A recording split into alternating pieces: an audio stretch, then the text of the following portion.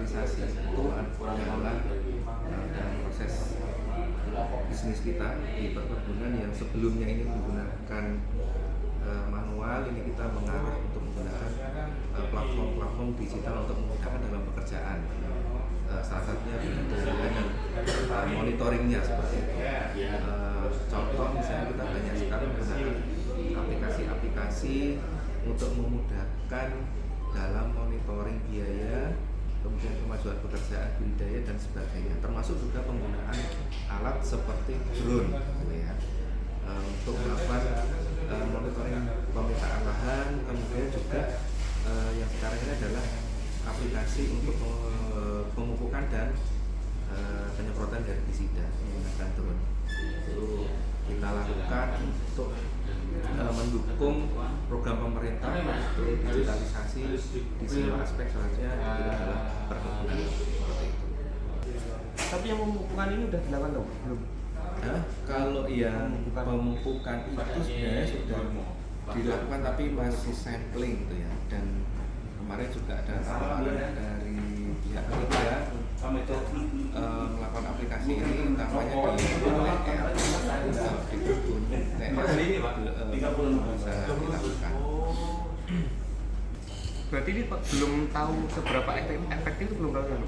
Belum. Ya, sebenarnya kalau tidak kita riset dari sekarang, namanya juga tenaga kerja di kebun itu sudah mulai banyak yang berkurang, sehingga ini nanti akan sangat efektif untuk percepatan dalam aplikasi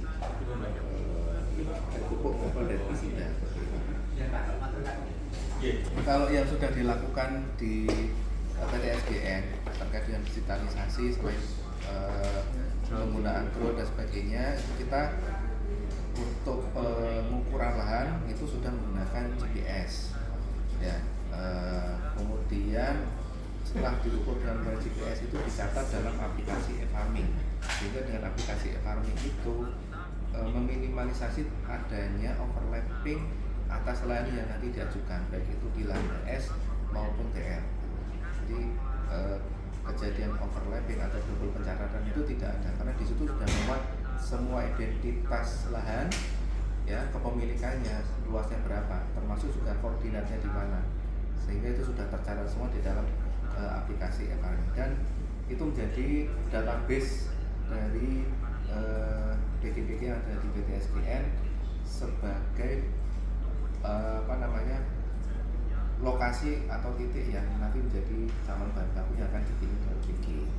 Kemudian dalam melaksanakan pelaporan itu juga sudah menggunakan aplikasi-aplikasi seperti pengajuan biaya, itu menggunakan PMK online.